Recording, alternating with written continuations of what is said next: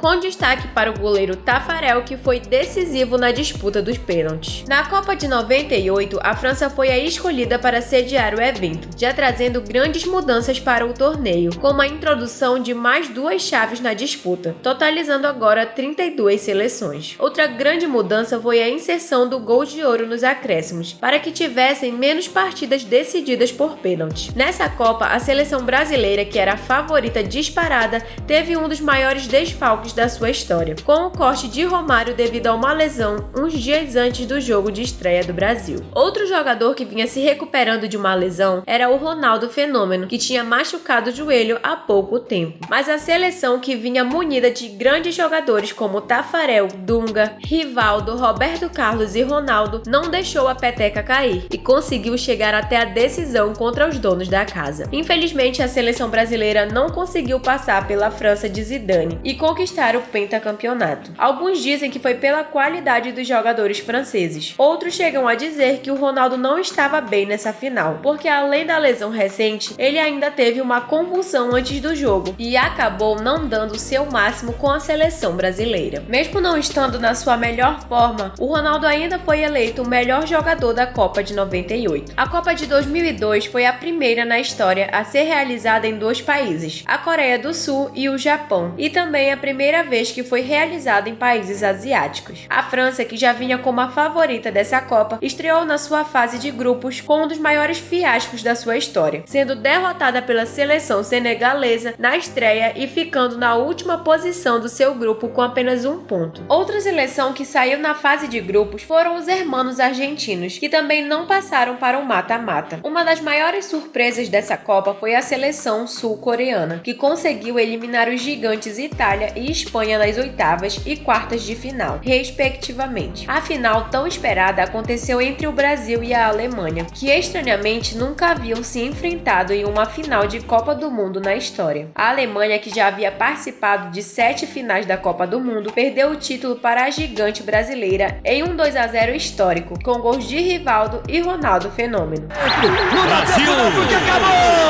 Acabou!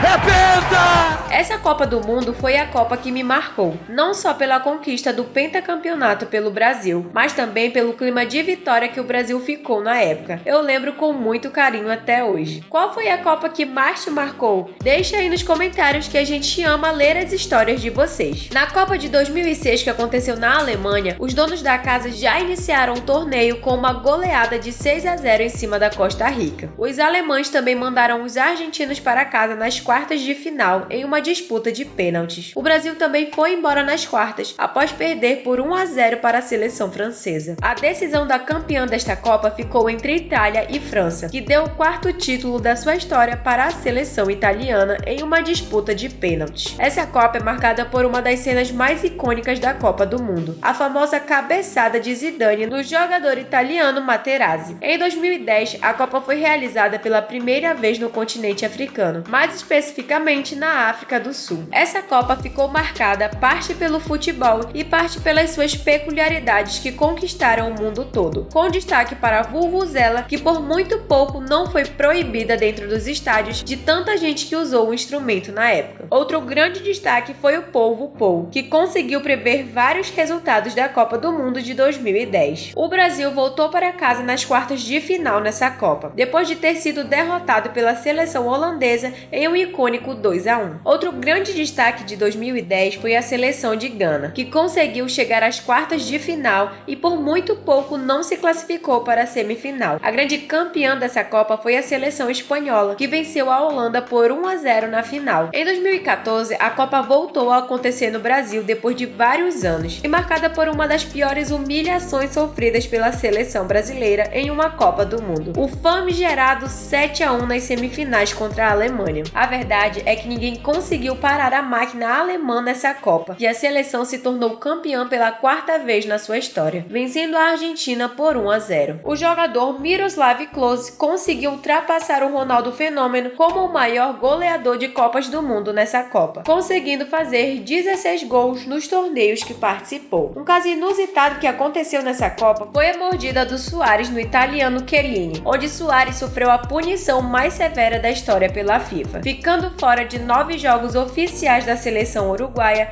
e 3 meses afastado de atividades relacionadas ao futebol. A Copa de 2018, realizada na Rússia, estreou com uma revolução tecnológica dentro de campo: a inserção do famoso VAR, que foi adicionado aos jogos para que os árbitros pudessem revisar algum lance polêmico. Marcada pela presença do torcedor maluco e da aparição mais do que repentina do Ronaldinho Gaúcho na abertura, a Copa da Rússia também não foi muito bem aproveitada pela seleção brasileira, que deixou a competição na quarta de final, perdendo de 2-0 para a seleção belga. O destaque dessa Copa foi para a seleção croata de Luka Modric, que conseguiu pela primeira vez na história chegar na final de uma Copa do Mundo. Mas no final, a seleção francesa de Kylian Mbappé levou o título para casa por 4-2. A seleção brasileira, que é a única seleção de futebol a participar de todas as edições da Copa do Mundo, tenta levar a taça de campeã para casa pela 22ª vez, dessa vez jogando no Catar. Só resta pra gente acreditar na seleção brasileira mais uma vez e torcer para que o Brasil esteja no topo do mundo pela 6ª vez na sua história.